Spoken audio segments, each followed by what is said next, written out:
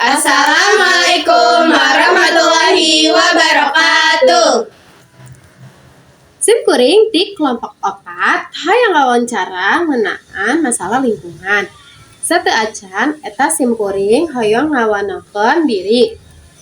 Nami abdi Asifa Devi salaku wawancara 1. Nami abdi Syafira Zaniarawi salaku moderator. Nami abdi Mutiara Hakim salaku narasumber. Nami abdi Ajeng Trianingsih salaku pewawancara 2. Nami abdi Arin Azizah Hendriatno salaku pewawancara 3. Halo sadayana, ayeuna orang nuju sareng Teh Muti bade ngabahas isu lingkungan anu nuju heuleut pisan. Teh, naon masalah anu paling kritis kanggo kuring sarerea salaku nonoman ayeuna? Masalah plastik sakali pake, urang kajebak dina budaya pake pincen, anu tiasa ngaruksak ekosistem. Nanging plastik teh praktis pisan. Teh Muti, naon alternatif anu paling gampil kanggo bocah sakolah? Sederhana pisan, biasakeun nyandak tumbler sareng wadah tuang nyalira.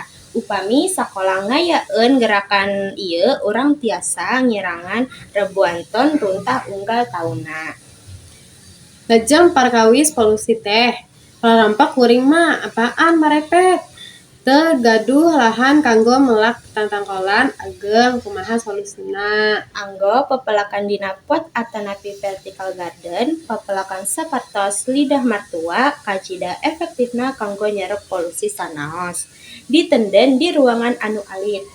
Terakhir Teh Muti, kumaha carana ngajak rerencangan anu masih keneh cuek atanapi teu malireu kana lingkungan.